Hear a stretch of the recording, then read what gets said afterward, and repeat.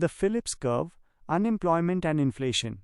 The Phillips Curve is an economic theory that posits an inverse relationship between unemployment and inflation. Core concept. The original Phillips Curve. This theory, developed by economist A. W. Phillips, suggested that as unemployment decreases, inflation tends to increase. Conversely, when unemployment rises, inflation tends to fall.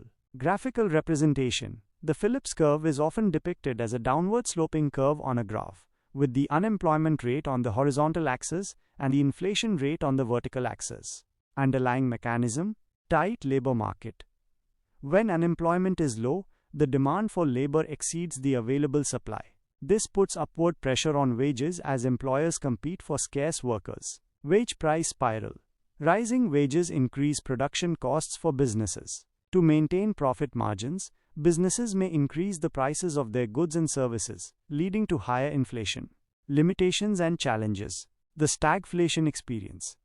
The 1970s witnessed a period of stagflation, where both inflation and unemployment were high. This challenged the original Phillips curve theory, which predicted that low unemployment should lead to higher inflation, but not both simultaneously. The expectations augmented Phillips curve. This modified version of the theory incorporates the role of inflation expectations. If individuals and businesses expect higher inflation, they may demand higher wages and prices, even if unemployment remains high.